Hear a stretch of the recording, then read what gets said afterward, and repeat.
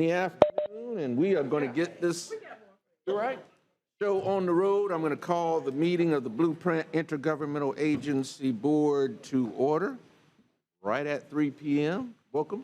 Thank you all for being here this afternoon. I think we've got a light agenda.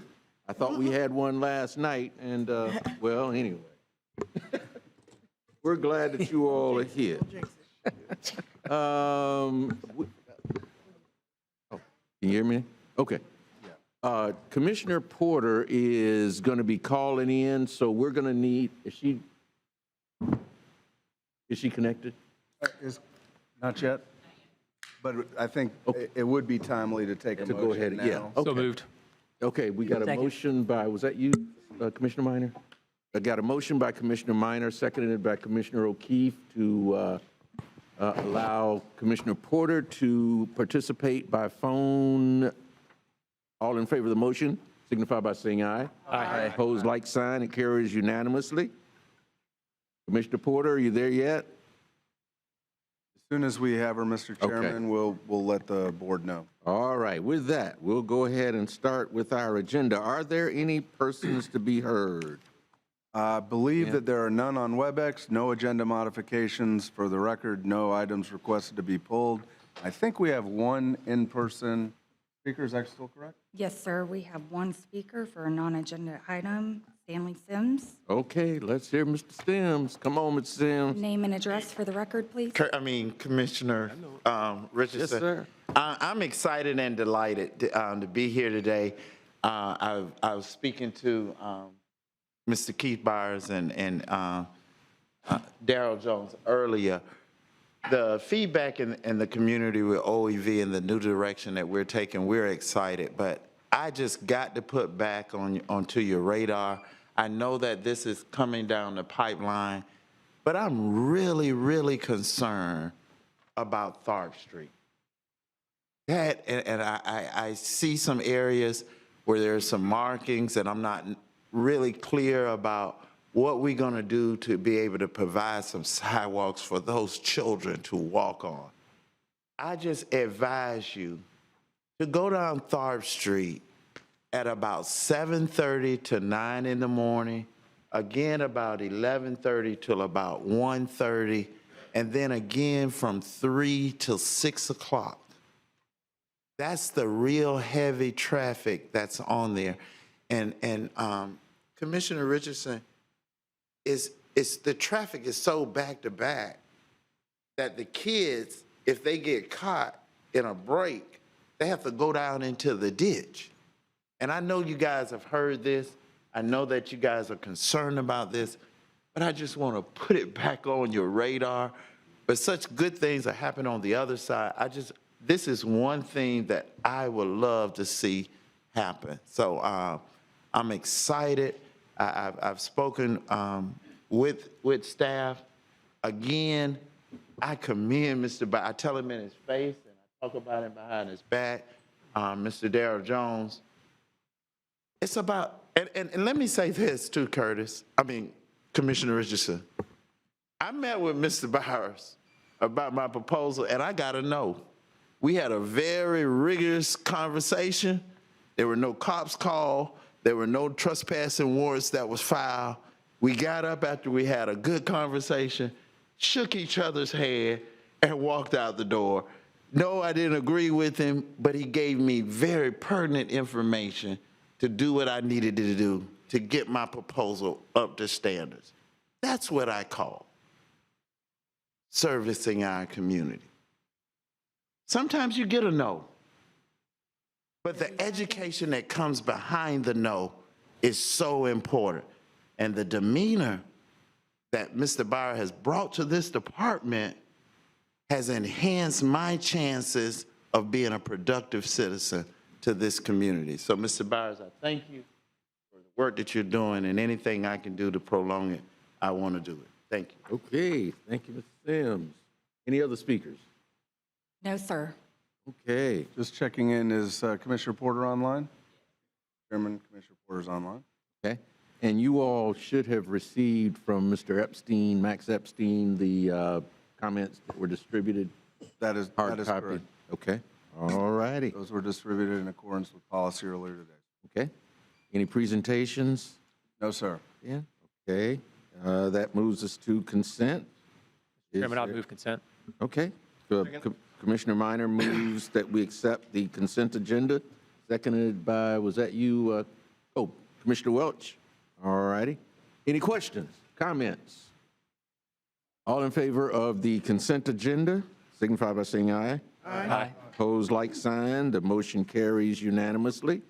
And that brings us to general business, item number 5. Yes. Mr. Pingree. Yes, sir. This agenda item seeks your direction to further explore the enhanced 2 lanes for Tharp Street. You may recall the IA Board directed us to look at Tharp Street and see what opportunities might exist to both update the PD&E, acknowledging the work that the CRTPA did about 4 years ago, which identified there may be an opportunity for operational improvements and pedestrian improvements like sidewalks, but not potentially having to widen the road to 4 lanes, which would be inherently more costly.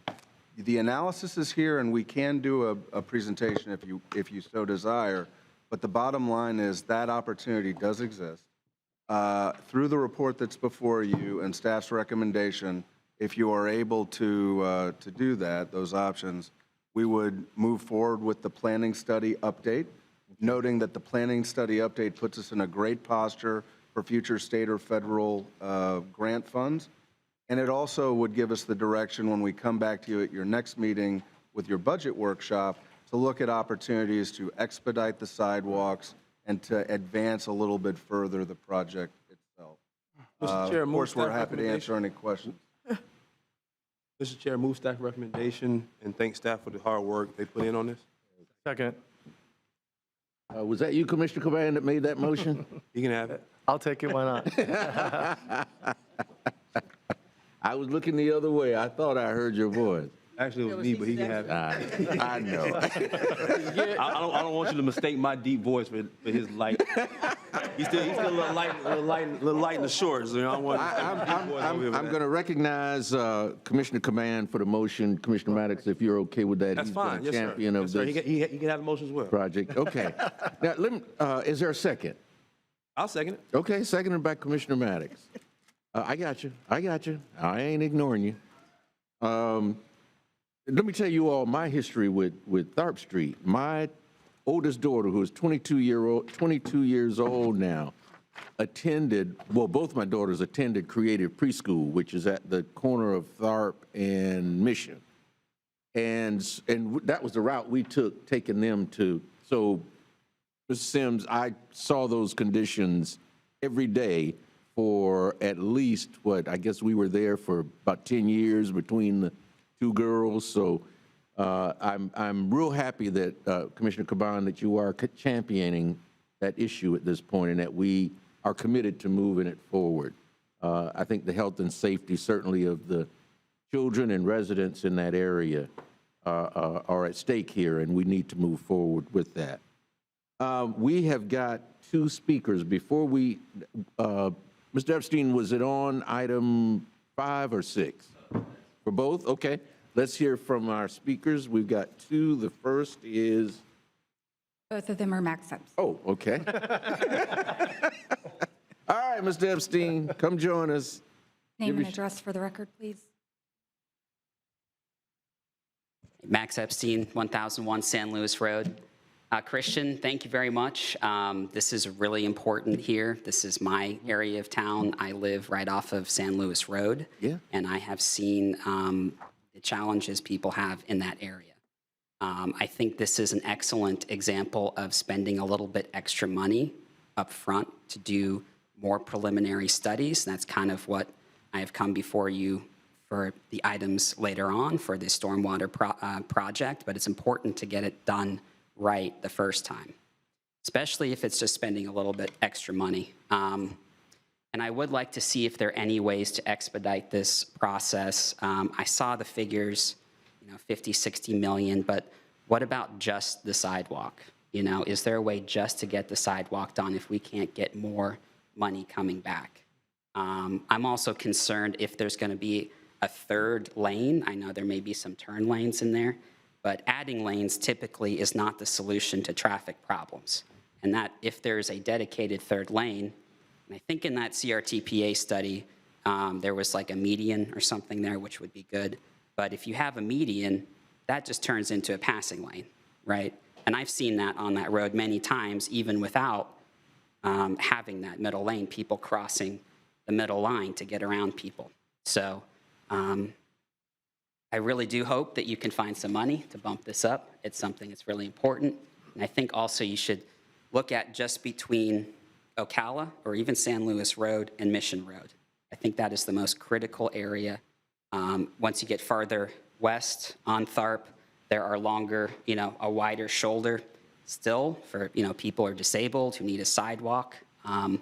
Still an issue, but less of a problem.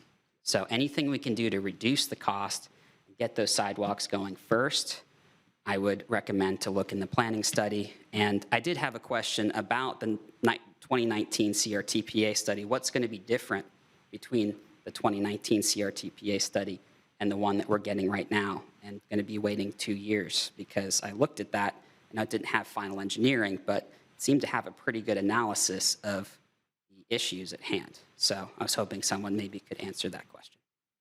Thank you.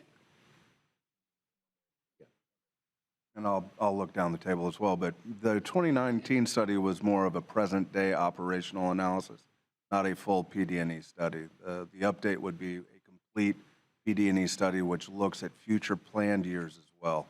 So we want to make sure that whatever improvements, just simply, whatever improvements we construct today meet the needs, not just for today, but for the Anything else? All right. Any other questions, comments? Mr. Caban, did you Yes, I do have a anything? comment. Okay. I'd like to thank staff for adding this to the agenda. I really do appreciate it. This is in District 2. We share with Commissioner Minor's district and District 3, so I know it's important to him as well. I want to point out 2 data points that I think are really important to identify. In 2012 to 2016, 303 crashes resulted in injury, 709 crashes total, including 1 fatality. This means the crash rate is 6.14 crashes per million, comparatively to 0.299 crashes per million when comparing it to other similar road types. So this road has 20 times more accidents in comparative to similar road types. I think that's a very big number. Additionally, second attachment, attachment 3, page 11, shows a picture of desire lines that run along Tharp Street. I think this is a clear picture of the need for safe sidewalks where kids and pedestrians and people who live in that area use it for walkability. This is very important to me. It's very important to folks that live in that community. And I would really love to see support for staff recommendation 1 and 2 in this motion. Thank you. Okay. Any other questions, comments? Commissioner Minor. Thank you, Mr. Chairman. I want to thank Commissioner Caban for his work on this. It's a really important issue to the folks in District 2, to the folks in District 3, but to the entire county. I drive on Tharp just about every weekday.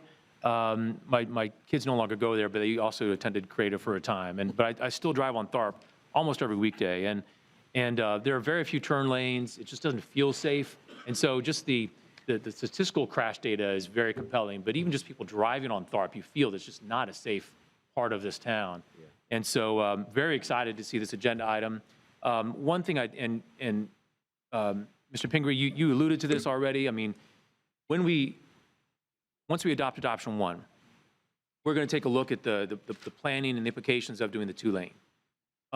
In the agenda item, which is very well written, you talk very clearly, I think, about what the justification was and why we now think that a 4-lane is not necessary. And you said this during the briefing, but I just want to make sure we're very clear to everyone that might be listening.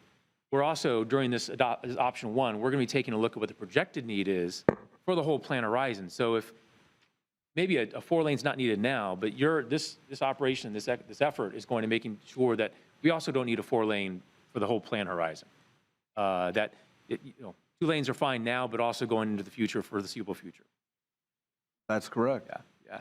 I think it's again, really well-written agenda item. Really excited about this project. I've got my fingers crossed.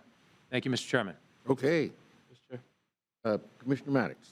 Thank you. Just wanted to take the opportunity to thank staff for their hard work on this. If I remember correctly, there was a motion made by Mr. Lafayette who seconded that we would bring this forward. Staff did a good job, and we were able to move this forward. And Commissioner Caban has fought really hard for this, and I appreciate his partnership on it as well. As we move forward, though, I think Mr. Epstein brings up an important matter there. I would like to get it started as soon as possible. Something we waited on for a long time for us to be at this place that we're moving the ball down the field. It's awesome that we're able to pare down a few things, but it would be even more awesome if we could start pieces of it as soon as possible to assist those children that are using those sidewalks. Not just those children. There are actually pictures of those folks who live in the community trying to get to the bus stop that are walking in ditches as well. So this is a step forward. I'm proud of it. I'm excited about it for our community and for that school. But let's try to push for a few more steps in starting this soon. Thank you, Mr. Chair. Any other comments, questions? Hearing none. All in favor of the motion by Commissioner Caban, seconded by Commissioner Maddox, signify by saying aye. Aye. Opposed, like sign. Motion carries unanimously. We've got a speaker on item number 6. Mr. Epstein, you want to share your wisdom with us on this item before we take it? Had you all planned to do it? We have, sir. Whatever. You want to is wait? Pleasure. Okay, all right, let's do the presentation. Okay, and I'll pass this down to Autumn, but I'll just start off briefly. In Autumn, we do have a brief, because this is such a huge issue. Just a couple things to keep in mind and for clarity. We were asked to do a review of a proposed water quality large-scale treatment facility for Lake Munson. As the IA Board is aware, Lake Munson is not a blueprint project. The item goes into all of the substantial upstream improvements. The last of the blueprint projects actually is going to be an agenda item, as Autumn will tell you. It'll be coming back to you at your next meeting. It's segment 4 of Capitol Cascades Trail. That actually ends north of Lake Henrietta. That being said, this agenda item does a number of things. It looks at the $285 million worth of improvements upstream that this community has done. It talks about the outcome of that. It does talk a little bit about Capitol Cascades Trail Segment 4, but importantly, that's going to be coming back to you. Make no mistake, it does provide a full analysis for the citizens' request without a recommendation for anything to be done. But the last point I really wanted to make is, and I want this to be clear too for those watching, this is an ongoing action process by Leon County, led by Leon County. There is engaged today, based on actions taken by the County Commission back in October, a Lake Munson action plan. Autumn will talk about it a bit. I believe the first of the periodic updates on that plan is forthcoming either at the next County Commission meeting or perhaps the one thereafter. And then, of course, there is a blueprint project related to treating the water upstream, but you'll get into some of those differentiations in this presentation. I think the request for this agenda item, and Mr. Epstein will correct later, if not, probably was born out of reviewing the Capitol Cascades Trail Segment 4, and maybe opinions from that, but we'll get into all of that in this presentation. So thank you for that preamble, and Autumn will walk you through a little bit of history and what's going on now. All right. All right, thanks, Ben. Well, let's just get right into it.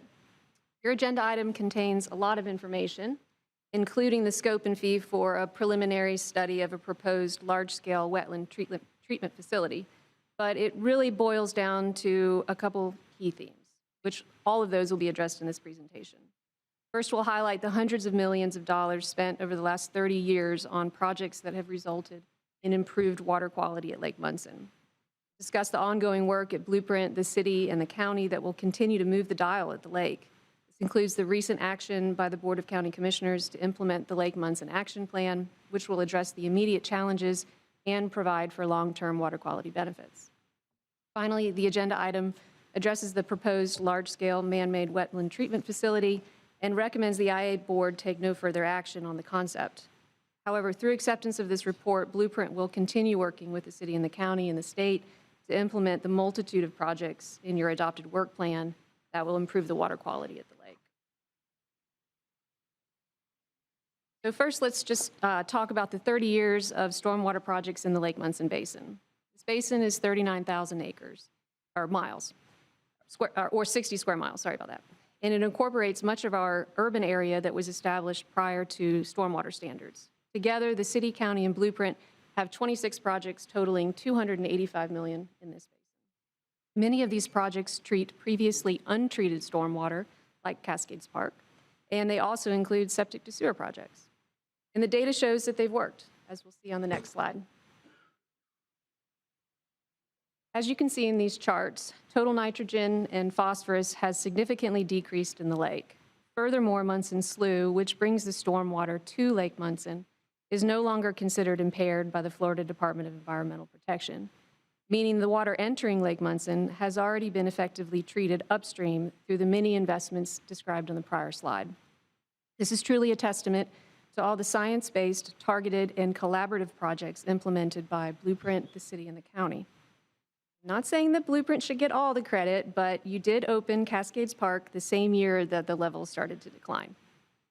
Blueprint 2000 projects intentionally targeted improved water quality at Lake Munson, Ames Sink, and ultimately Willow Springs. You can see it's been a big help. And we, at Blueprint, have almost 10 more projects in the Munson Basin that will continue this good work based in best management practices for accomplishing complicated project goals. Blueprint roadway projects are not included in the $285 million, but it's important to share that these roads were constructed prior to stormwater standards, and therefore the roadway runoff today is substantially not treated. For example, Spring Hill Road was first paved in the 1940s.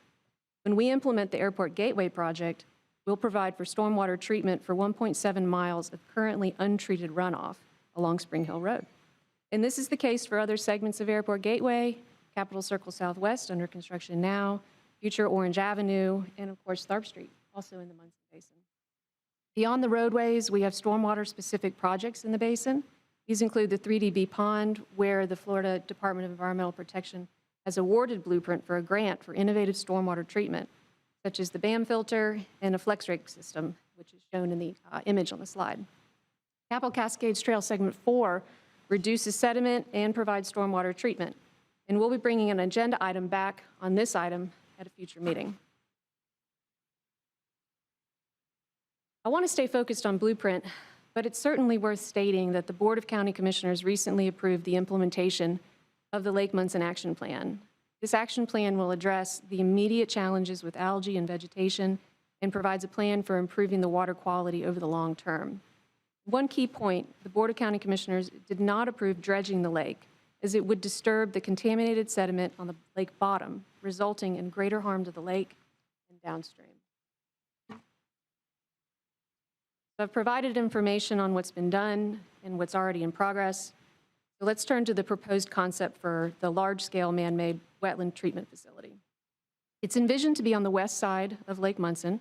As you can see in the image, this is the predominantly forested area, as well as land that the city currently uses for the Thomas P. Smith Water Reclamation Facility and for stormwater conveyance and storage. The facility would pump water from Lake Munson and treat it through a constructed wetland. And I just want to remind that this proposed facility or any project at Lake Munson is not a Blueprint project. And there have been discussions at prior IA board meetings about the Segment 4 concept, which is an approved Blueprint project. And as I mentioned earlier, we'll bring back an item on that at a future meeting. As you recall from a few slides ago, the water entering Lake Munson is no longer considered impaired, and the water in the lake doesn't have the levels of impairment that are needed for efficient removal in a wetland system. Therefore, the proposed system is not a good match for the challenges at Lake Munson. It would require clearing and removal of over 150 acres of forested lands. As mentioned previously, the city-owned site is currently in use, and the National Forest property could potentially require an act of Congress to be able to use. While this concept is quite preliminary, we estimate that it would be upward of $50 million to acquire the land and construct it. Building a 165-acre treatment facility on forested land to treat water with low levels of contaminants is not a practical or efficient way to help Lake Munson. However, actions are already underway to help the lake. The county is implementing the action plan, addressing the immediate challenges and enhancing the water quality. The city and the county and Blueprint have numerous projects that will continue to improve the water quality at the lake. And these are tried and true methods that are science-backed and based in best management principles. With that, we ask you to accept this report, knowing that we will continue to implement upstream stormwater projects as the county staff implements the Lake Munson Action Plan. Okay. Mr. Epstein, and then we'll go to question and discussion. How many speakers do we have? That again? Just one speaker? Yeah, just one speaker. Well, thank you. Thank you to staff for putting this together and the board for listening. My asking for this actually was in response to the Innovative Stormwater White Paper. And if you look at the original timeline for Capital Cascades 4, this was supposed to have been completed in July of 2021. And the results of that paper is excellent, except it says site constraints. The original project was supposed to have over 100 acres of wetland treatment all the way up and down the central drainage ditch. And when the project was rebid in 2019, it only focuses on publicly owned land. And that's a problem, because we have the city who's doing all these brownfield up and down, but there's not enough capacity upstream to actually accomplish the goals that you set out for Capital Cascades 4, which says it cannot treat water, sediment, trash, or anything because of its site constraints.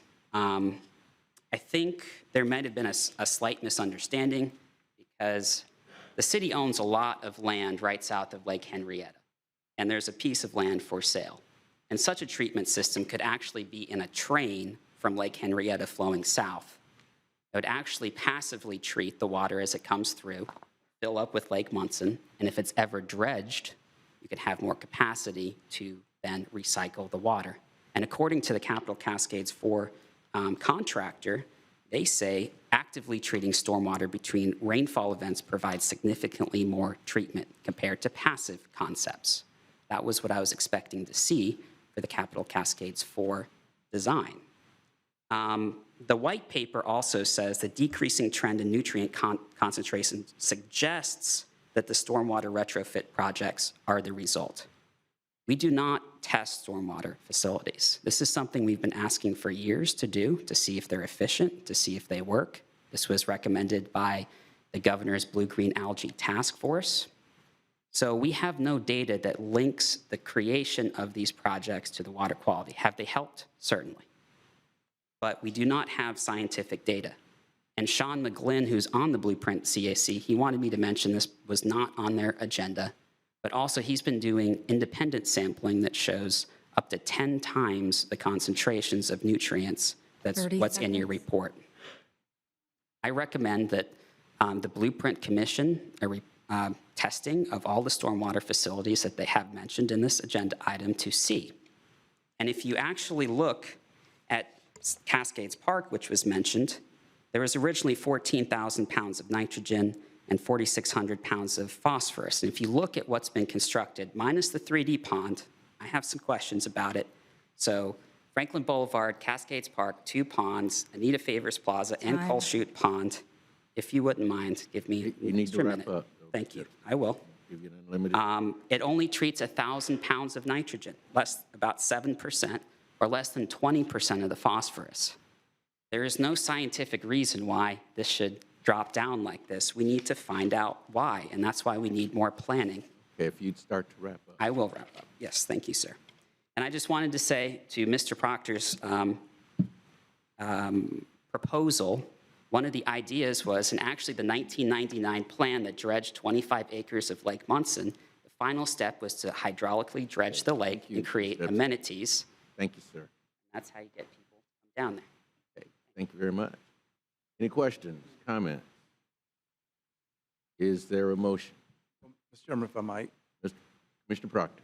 I think the combined report, Calder, thank you, Autumn, and Mr. Epstein, coupled with comments from Dr. McGlynn, barrage of science that we accumulated over the years. Most of our focus on Lake Munson has not been for the good of the order of the lake, but there's been a sentimental concern with the lake not flowing into Wakulla Springs, and I think probably the dominant catalyst has been the interest of protecting Wakulla Springs more so than protecting that lake and safety and health of the neighbors. And but by any means you can, whatever it takes. But Wakulla Spring has been the major, I would say, impetus. It says a lot about quality of engineering that's required. That Ms. Calder says to us, we don't have the space, we don't have the woods.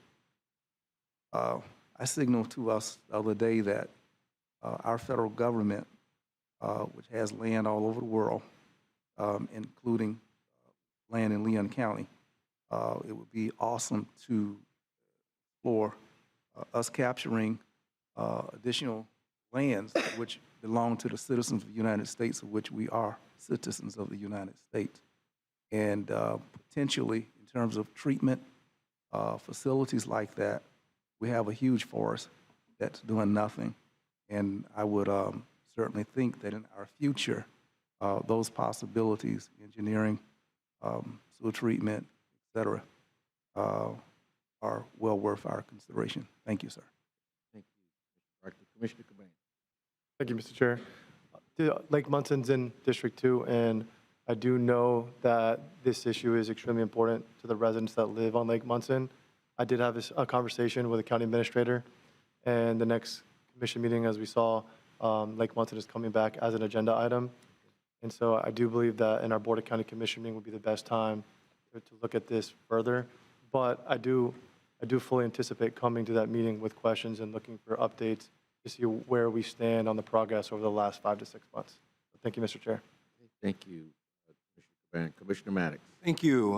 Here again, I think this is at the same meeting I made the motion for us to bring this forward. We had a robust conversation about it, and I believe Commissioner Williams-Cox actually had brought up the idea of us meeting, city and county board meeting together to talk about what we do, not just with Munson, but with all our water bodies and what the connections are there. Mr. Caban brings up a great point in that we are addressing with the Lake Munson action plan over at the county, and we do have some stuff coming back in which we'll be able to ask some questions there. One key point I think Mr. Epstein makes is about the testing piece of it, our testing. I think we should dig into that at some point. How are we doing our testing? What does that testing look like? How often are we doing our testing? That kind of stuff. Do I think this is the place to have that conversation? I don't quite know yet, but I know some of the questions at the county when we have that meeting will be based around that, and then maybe we may kick it back here.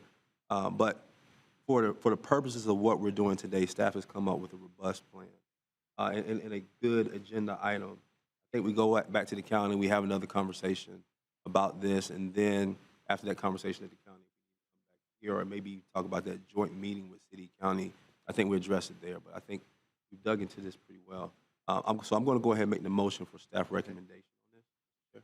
All right, we got a motion. Is there a second? Commissioner Second. Williams-Cox, would you I'll second second it? There's a motion and a second, and I guess the two things that concern me is the clear cutting, the potential clear cutting of the 150 acres. That's a lot of land, a lot of trees.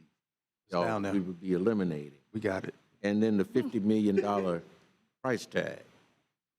And so, we'd have to figure out where that kind of money is going to come from. So anyway, but I'm glad to hear that those issues will be addressed at the county commission. As Autumn mentioned, this is not a blueprint project, but certainly we want all of our governmental bodies working together to address this issue. Mr. Chair, on point real quick. Yes, sir. Mr. Epstein did mention that land that the city owned. Would somebody like to address that? Or if not, it's fine. I thought that piece was interesting, I guess. But can somebody address that? Thank you. Okay. Mr. Pendergreen? I'll take Order. that. Thank you. Ms. Calder? Yeah, we've coordinated with the city's Underground Utilities and Public Infrastructure Department. They run the TP Smith Water Reclamation Facility. A large portion of that property is used for that facility, as well as spray fields. And then there's a portion of it that's currently used with the Munson Slough itself, so the water that comes down into Lake Munson. And it's also used as a staging area for stormwater system sediments that are destined for reuse. Thank you. I appreciate that. That's sufficient. Thank you, Mr. Chair. Commissioner Hello. Matlow, I'm sorry. I was having a senior moment, Commissioner, I'm sorry. No problem. That happens to me from time to time. Thank you, Mr. Chair. I appreciate the county taking the lead on this and Yeah. seeing where we can get. I do think we heard a lot of good data about improvements that are along the way, but I think we always got to center it on people look at the lake, they see the condition of the lake, and that's what's going to drive their concerns. It is going to be a long, long time before anybody's willing to go jump in that lake. I know I certainly wouldn't in the condition it's in right now. So I think just when we think about, or as the county progresses with their plan, it would be good for us to know, well, what's the goal? What's the end goal of where we're trying to get? Is it reduce nutrients? Like how clean are we trying to get in where you're going? And if it comes back to that board, I'd be happy to have the conversation, but I appreciate the efforts. Thank you, Mr. Chair. Okay, thank you, Commissioner Matlow. Were we ever able to get We were, I don't. Commissioner Porter? Commissioner Porter? Nothing from me. Okay, I just want to, did you have any comments, or I just want to make sure you were online for the vote? I'm here. Thank you. No comments. Okay, all right.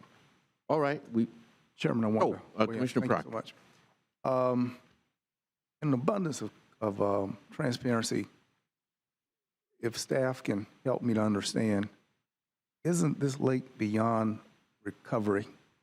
And there is no recoverable threshold from which any of us in our lifetimes will be able to go and fish and swim and paddle around and stuff. So the reformation of this particular lake, this body, mostly a conversation, but we will not be able to, like getting Down syndrome. It's just, you can try to stabilize, you never come back to 100%, something like that. And this lake is too far gone. I'm not saying that, but it won't be resurrected. So Commissioner Matlow's question, what is our goal? And staff, have we not received the science that says that it's not recoverable to a recreational standard that our public can go and engage? Is that accurate? For the details of the Leon County Action Plan, I see that Anna Padilla is here. I think in terms of recreation at the lake, and correct me on this, but it is open for recreation. It is open, is it not, for fishing? It is open for a number of activities currently. So the goals of the action plan, I think, largely also center around the reduction of the algal blooms and some of the other nutrient loading that has occurred. That's what the drawdown is attempted to address in a natural manner. But I think that's the best way I can answer your question, sir. I'm not inspired. The last time I was at the lake, it had, the county had toxic signs and keep out of the water and keep animals out of the water. Have those things been removed? I mean, we're saying that those are, have at it signs there? The signs have been removed, sir. Okay. I want to say that that what is not showing up in this particular report, but is there a threshold at which we can recover this water body to say it meets Florida's whatever those standards are? The lake had really been junked up, and if that answer is not here, I'm just looking for it sometime. I understand. I do think further details will be available in the 6-month update that's coming to you at your next meeting in terms of the goals of the Lake Munson Action Plan and all that's been done thus far, the benefits of the drawdown, and what's in the foreseeable future. Very good. I would just say that I am I would be remiss not to amplify that the county's government has steadfastly invested in sewer matters and infrastructure. A part of that is to reduce polluting this lake. It's been a focal point. And our focus was not driven by this push to save Wakulla Springs as much as it was to mitigate the negative impacts upon Lake Munson itself. And then for just the first classness and the adequacy of contemporary sewer provided to citizens who live in Leon County. That's been the driver. And while this report possibly has no business here at the Blueprint, as we have no jurisdiction or anything like that, it's good information. But Leon County has been working continuously. And for the piles of money that we've put in, I think I saw $230 million up on the screen. That's a hell of a lot of money to address that problem. I am saying that in our effort to push forward for sewering the area that could help the Little Lake, that the city's assistance, it becoming a major priority sooner than later, would also complement what the county is doing. And if we had that complementary force, which I believe could be forthcoming, my fingers are crossed, that while it wouldn't come from the Blueprint, yet the net effect would also work just as well in protecting the viability of this lake being someplace you might walk in. Thank you, Mr. Chairman. Thank you, Mr. Proctor. Before we take the vote, let me go back to in item 5 because I did not give Commissioner Porter an opportunity to vote on that item. Her vote is so. Commissioner Porter? Yes, Mr. Chair. Okay. I did not give you an opportunity to vote on item 5, the Tharp Street corridor improvements. How did you want to vote or be recorded as voting? In the affirmative. Okay. All right. So the motion still carries 5-0. Is that appropriate, Madam Attorney? Wouldn't be 5-0. Yes, It passes unanimously. I'm sorry. I'm thinking about the commission. All right. Okay, so there's a motion and a second. No, any more questions, comments? Hearing none. All in favor of the motion signify by saying aye. Aye. Opposed? Aye. Sign. Commissioner Porter is voting yes. The motion carries unanimously. Okay. Ben, is there anything else that needs to come before us on the business side? You have 2 items, director discussion items and adjournment, sir. Okay. Nothing more on general business. One of the things that I, Commissioner Proctor, wanted to mention to you in light of your conversation about the septic to sewer, Commissioner Williams-Cox and I attended the Florida Black Caucus of Local Elected Officials conference recently down in Orlando, and there was a very informative presentation made by a young man. I've got his business card. I can't remember his name, but I shared with the city manager the email that he sent me in response to my questions about that particular program. Apparently, it is a program that Congress has adopted by law, but they haven't funded it. And so, you know, I guess that's one of the things we're going to have to do is try to get our congressional delegation, hopefully, to lead the charge on getting that program, getting an appropriation. And what it does is it would pay for both the city costs and the residents' connection. And so it would be definitely what we're needing here in Tallahassee and Leon County. But there's no funding. I hope that Vince Long is listening to you in those comments, and we definitely need to do that. Thank you for sharing. So, you know, if you have an opportunity to speak with Congressman Dunn or one of our states, U.S. senators, let them know that we're very interested in that program being funded. And we can get you the information on it if you'd like. Thank you. As a matter of fact, Mr. Chair, not only Mr. Proctor, I hope he's listening to it. I hope he's taking notes so he can federal lobbyists about it. Yes, for sure. Absolutely. Let me go with Commissioner Caban, and then I'll come to you, Commissioner Minor. Thank you, Mr. Chair. I just want to say thank you to staff. Both items on today's agenda were District 2 items, along with one in consent with Capital Circle Southwest. So I really want to say thank you for focusing and putting a lot of attention on District 2 in the southwest part of Leon County. I appreciate it, and I know our constituents appreciate it as well. So thank you. Of course. You've got a very good representative advocating on their behalf, so thank you for the work you do. Commissioner Minor. Thank you, Mr. Chairman. I think most of you probably know I've spent quite a bit of time seeking ways to improve North Monroe, which has suffered a decline over the last several years. It's the #1 gateway into Tallahassee, and so more visitors form an impression of our entire community at the I-10 North Monroe interchange than anywhere else. The condition of that area affects not just the 500 businesses that are on the corridor, but also everyone in the entire county. We have, as you know, we've got $12 million allocated for the North Monroe Gateway project for Blueprint, but the funding for it isn't expected until fiscal year 2030-31.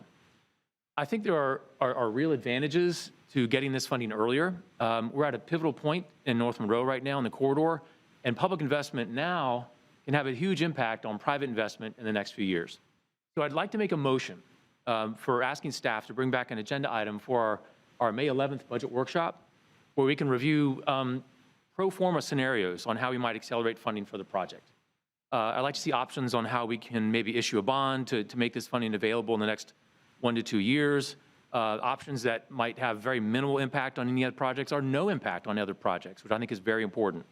The timing of this with the budget workshop in May is perfect. So with that, I'd like to make a motion for that agenda item. Come back, Mr. Chairman. Okay, there's a motion. Is there a Second. What's the motion? You want to restate? Yes, the motion was to bring back an agenda item on reviewing options for accelerating funding for the North Monroe Gateway project and having that funding be available to us in the next 1 or 2 years. Looking at a couple different pro forma options, looking for ways where we can do that so that it doesn't impact any other Blueprint projects. Okay. And was that a second, Commissioner Porter? Yes, Mr. Chair. Okay. There's a motion and a second. Any questions, comments? Commissioner Maddox? I'll yield to Commissioner O'Keefe. I wasn't up for this issue. Go ahead. If I remember correctly, one of the things that we talked about over and over again, is this the infrastructure dollars? Is this the economic development? This is Infrastructure. Yeah.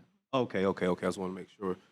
I remember when we were talking about bonding for other projects, there was a large conversation around the fact of what bonding would do to the capacity that we have, the dollars that we have to spend. And so I just want to make sure that we understand that bonding will come with a cost. I don't mind moving in this direction, Commissioner Minor.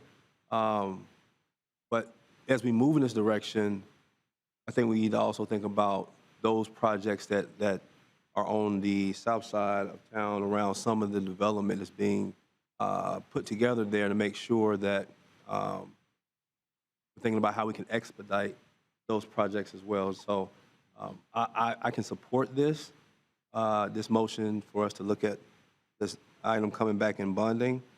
But as we go down this road, also, I would not be surprised if once we got there, we didn't also hear about other projects in town that we'd like to be a part of something like this, that are just as worthy, if not, I wouldn't say more, but just as worthy as this to push our community forward as we continue to develop as a community. Thank you, Mr. Chair. Okay. And Commissioner, are you on this item? Mr. Chair. On this, Commissioner Maddox inspired me, actually, on, he made a good point I want to add. All right, you're recognized. Carrying on with that, I agree this is a major issue in an area that could use it. But given that we have so many projects that have been on the list for so long, I really just have a point of information. Our May meeting will have budget updates on, am I correct in my understanding that our May meeting will have budget updates and status on all Blueprint projects? Okay, I'm seeing yes. Yes. Then would we need motions or issues if we chose to adjust things based on the information on all projects that we got at the May meeting? So what we're doing is we're preparing a budget workshop that is the starting point of that workshop is aligned with all of the direction, the policy direction and the budgetary direction that you've received today. So going all the way back to the prioritization workshop from years ago and all the subsequent budgets since, including, for example, elevating up the fairgrounds and the Northeast Park into. Also, as was actually acted on tonight, didn't require a bond, but the animal services shelter. Initially, that was you may recall, that was the last ranked project, and there was an opportunity to elevate that up. So going into your budget workshop, the goal is to update the revenue analysis, update the bond capacity analysis, update the project cost estimates, and to do that and to bring back a balanced plan in accordance with all of the policy direction you've already as a body given to staff. This motion, if it passes, would make a small tweak to that. It would have us also work on an agenda item that would look at the implications of elevating or advancing up one specific project, as I understand it. Motion on the floor. If that's helpful, that's the clarity. Thank you.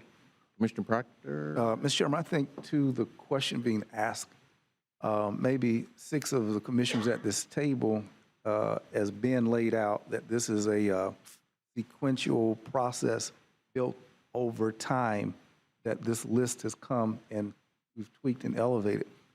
And the real question is, to what extent are current and brand new members bound to the list that they inherit? And we necessarily have no policy that prohibits new eyes, new commissioners who were not a part of that initial origin of evolution on this project list, but with urgency to address matters which their predecessors did not see as that highest priority. I think that that's a ongoing dynamic. And if I were a new commissioner, I certainly would have that concern. So my question in general is, given the process, to what extent are we just absolutely bound, and maybe General Counsel can tell us, that we're bound by this project list except for what we've told to the public, and we baited the public, and the public voted the referendum of projects which we publicized. But do we really have to stay there? And can brand new commissioners come and swap up? Please help us to settle that dynamic. That's what's going on here. Madam Attorney? Yes, Commissioner Proctor, you raise a very good question.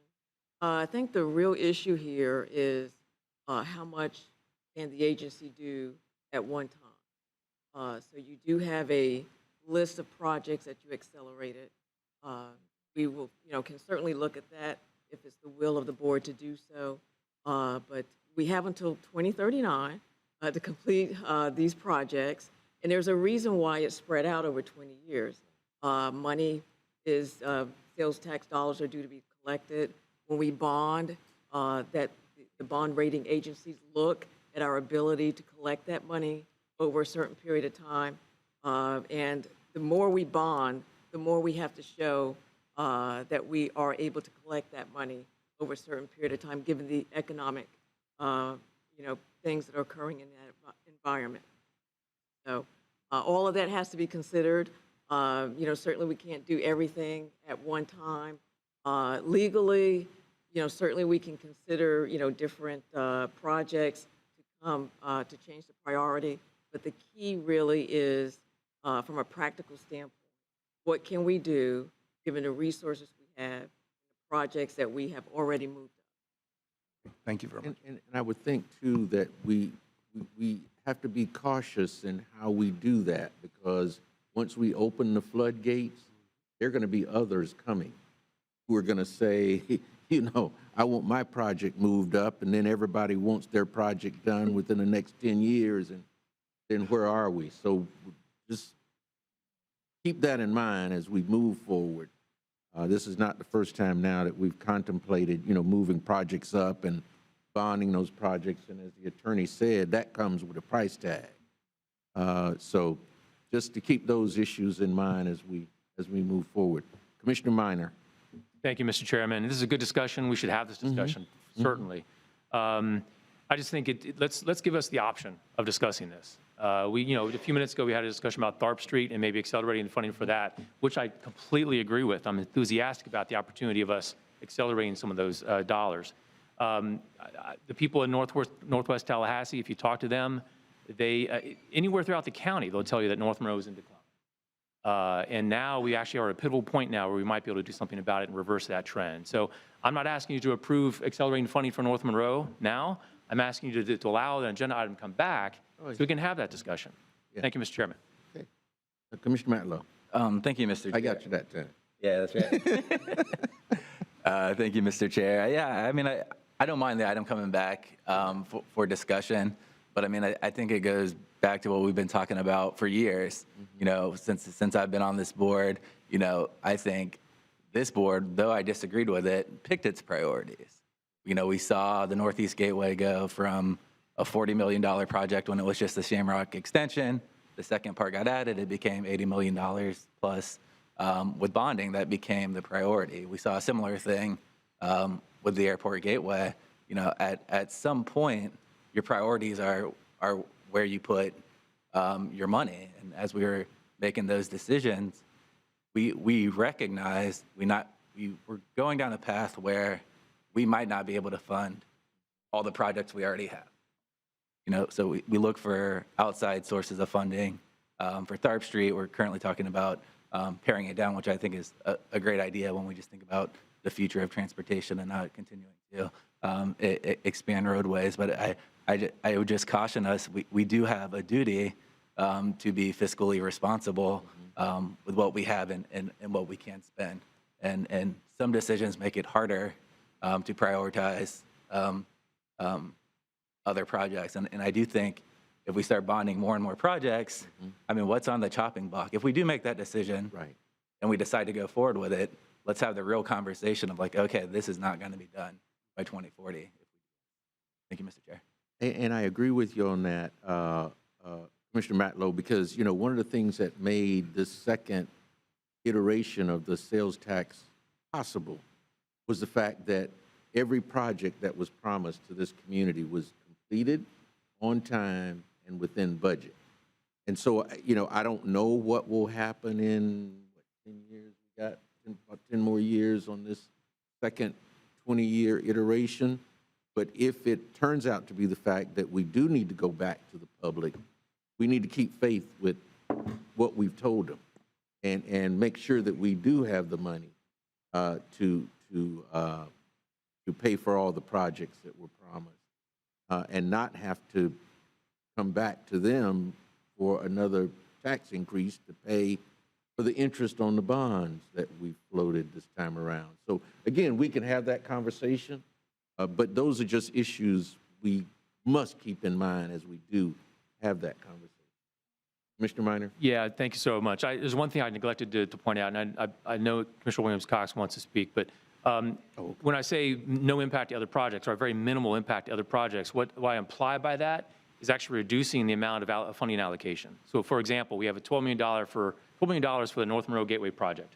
One option, this is what Mr. Pingree and I talked about during the briefing, is taking that $12 million, but then taking away the debt service cost that would arise from bonding it early. So you turn that $12 million to $10 million for the project plus $2 million for debt service. Now, I'm making those numbers up, but that's what I'm talking about. Let's come up with options to where it does not have that type of fiscal impact on other projects because you're reducing the amount of allocation to the project itself. That's the kind of stuff I'm talking about. And Ben and I talked about during the briefing, and I want to make sure that was made clear to everyone here, too. Thank you. All right. Commissioner Williams-Cox? Thank you, Mr. Chair. And I have no problem supporting, because you're basically just saying bring some information back to help us make a decision. I don't have a problem with that. Meanwhile, there is still work that can be done in that corridor to improve it. One of the things that we did here at the City Commission recently was to approve the affordable housing, workforce housing option for the Motel 6 there, that I think will be a great improvement in that area, because we know that some other things that may have been going on at the Motel 6, and if nothing else, having a vacant building. So there are still things that we can be doing as we in improving the area while we deal with this particular project. The other thing I wanted to mention too is that as a taxpayer, I did vote for sales tax both times. And what made me do it a second time was the fact that the things that were said that would be done the first time did happen. But I think that when we go into these 20-year type agreements, we base it on what we know at the time. But we have to be agile, sometimes hostile and mobile to be able to react to things that happened that we didn't know was going to happen. When we agreed to this, we didn't know COVID was coming.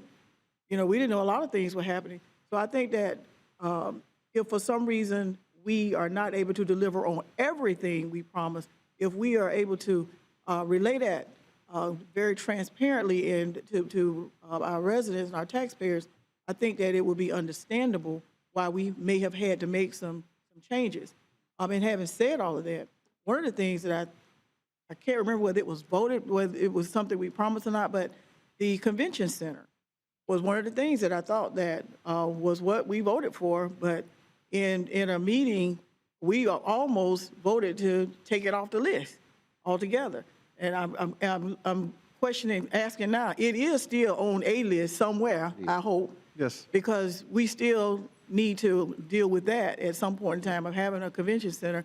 I am working with the group right now trying to convince them to come to Tallahassee with 10,000 attendees and not go to Tampa. Right. But we're having to, grab space and all this kind of stuff where we can and say, hey, look, this is what we got. Well, we got a gingerbread house, whereas they got a full, cake that they can just walk right into. So we cannot neglect to remember that in order to have economic, I can't see Keith right now, but in order to have some economic impact, we've got to be able to bring large groups here. Yes. And so we still need to make sure that we have the meeting space and the convention center, hotels, and all those kinds of things to keep our city vibrant. Sure. So I wanted to make sure that we're still holding on to the convention center. All right, thank you. And it's my understanding that we're the only state capital in the southeastern region without a convention, for what it's worth. Okay, any other comments? Chairman, I was trying to hold out, but Hold on just a Commissioner second. O'Keefe was nudging me over here. Commissioner Porter, did you have any final comments or remarks? No, Mr. Chair. All right. Commissioner Proctor, you? Thank you, Mr. Chairman. Commissioner Cox brings up a tremendous point. And that point is how that convention center inflation eroded before we were able to bring it forward.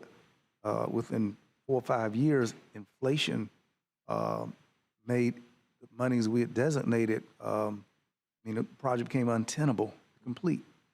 And I think that at some urgent moment, we're going to find when you bring a big to town and they pay a cost exceeding costs and buy up all the concrete, a lot of our projects probably won't make it. And I think that we have to look, perhaps, given the margins of cost of concrete and everything else with inflation, that this project list can't be completed at the price, the numbers that we have, period. How we deal with that reduction process, I'm unsure. I did want to indicate that I travel over on Capitol Circle, request one of my favorite constituents, my mama, and she wanted to see something about a bridge that she had heard about in the news. And I felt very, very inspired and uplifted to see dirt being turned in front of the airport, coming back to the Elbow, Orange, and area. It felt good. And I want to give kudos to staff for executing.